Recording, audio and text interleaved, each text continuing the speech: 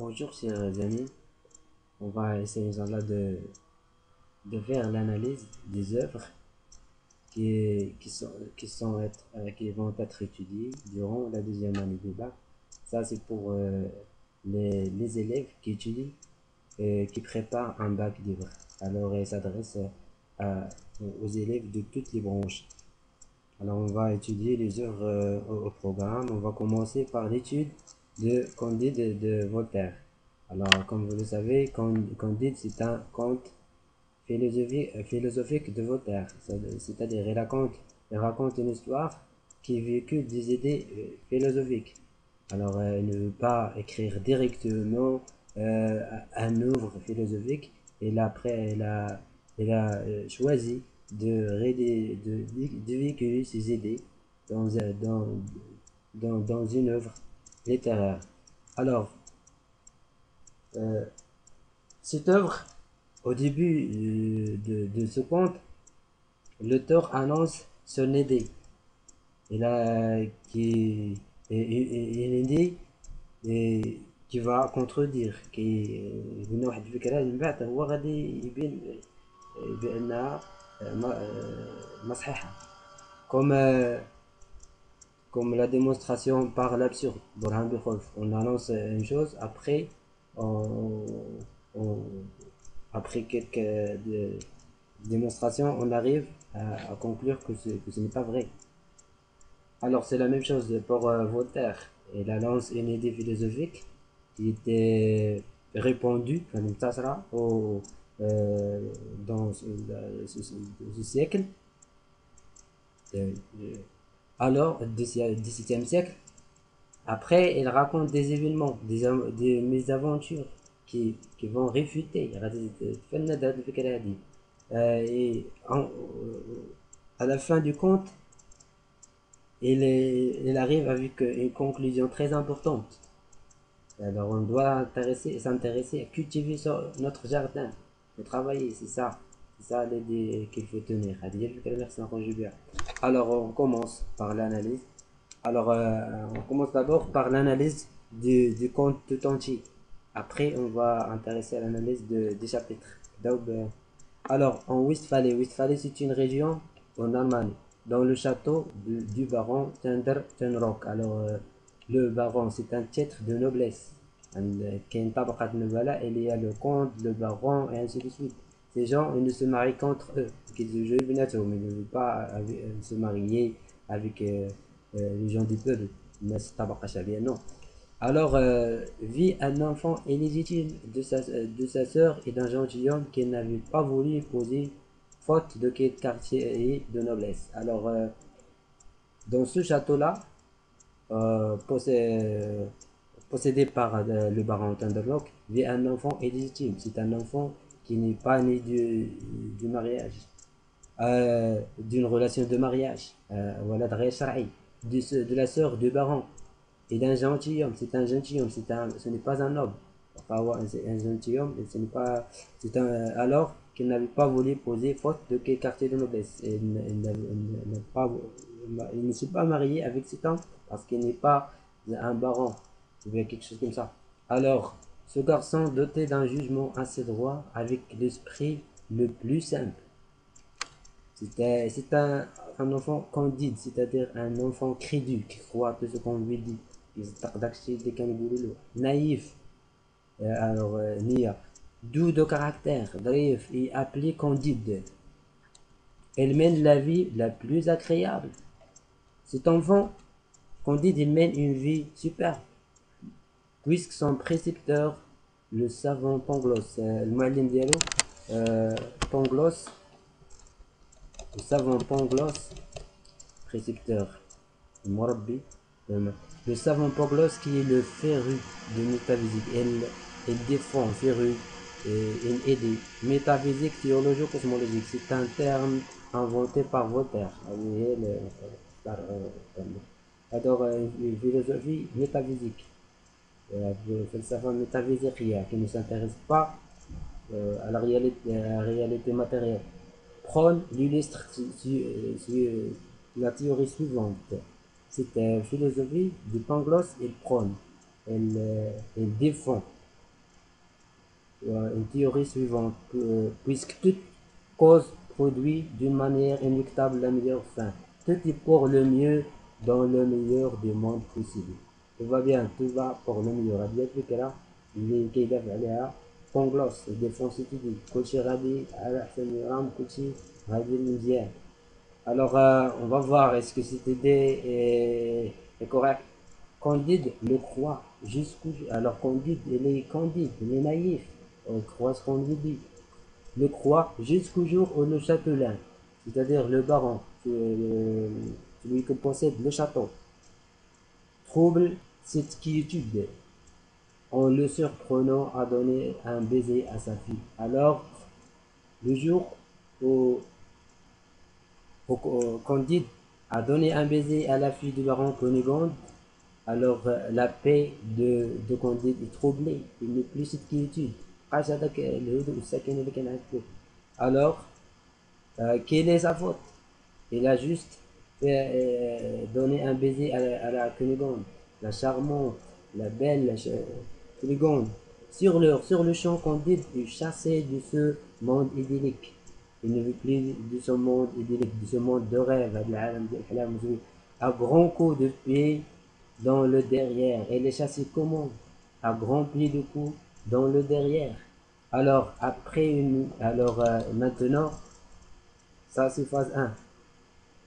Phase 2, maintenant, après elle est chassée. Alors, Candide est chassé du château. Après une nuit d'errance, elle est perdue. De foi et de désespoir, il est enrôlé à son insu dans l'armée du roi de Bulgarie. Il est inscrit à son insu, sans le savoir, dans l'armée du roi de Bulgarie. Mais, est-ce qu'il reste dans l'armée? Non. Il déserte et quitte. Il doit participer à une bataille qui est une boucherie héroïque. Parce qu'il doit participer à une bataille qui... Regardez cette figure du style. Interface. Boucherie héroïque. Est-ce qu'il y a une boucherie héroïque? Non. Et où il voit toutes les horreurs de la guerre. Alors, il réussit à fuir et passe en Hollande, recueilli, reçu par Jacques l'Anabaptiste. C'est un secte, secte religieux. Alors, on ne va pas entrer dans les détails. Il retrouve son précepteur, alors son maître, bien le Pangloss, défiguré par la vérole. Son visage par la vérole Judari, et qui lui fait le récit apocalyptique de la destruction du château et de l'assassinat de la baronne. Il lui fait le récit, il lui raconte quoi? Un récit apocalyptique. Apocalypse, la fin du monde. Alors, de la destruction du château et de l'assassinat de la baronne. Alors la baronne, la femme du baron de Chandernok, est assassinée et le château est détruit. Alors ici, est-ce que toute chose va pour le mieux, pour le meilleur des mondes, alors voici des événements qui refutent cette idée-là. Cunégonde n'ayant pas selon lui échappé au massacre, ce qui fait s'évanouir de chagrin Candide. Alors Pangloss lui dit que Cunégonde, la bien-aimée de Candide, n'a pas échappé à ce massacre. Mais elle a tort, on va voir qu'elle a échappé. Alors il s'évanouit du chagrin. Mais allez, s'étant remis de ses émotions, quand il a pris conscience, il part pour Lisbonne avec Pangloss et Jacques qui est victime d'une tempête en mer. Alors, voici une autre mésaventure. Ils sont victimes d'une tempête en mer. À leur arrivée, les deux compagnons sont témoins du tremblement de terre qui détruit la ville et massacre 30 000 habitants. Alors, voici notre événement. Alors, un autre d'affaires étant organisé. Après ce tremblement de terre, on a organisé un autre d'affaires. On brûle les gens à petit feu. يحقوا الناس على واحد العافية هادئة. Organiser, ils font, c'est une croyance superstitieuse داكشي ديال الشعوذة وداكشي باش ils font les frais du traitement injuste de l'inquisition lui étant fessé. Alors lui étant fessé, qu'est-ce qu'on a fait à Candide? On lui a donné du coup à son derrière, il était fessé. Et puis en anglais étant pendu à le corps.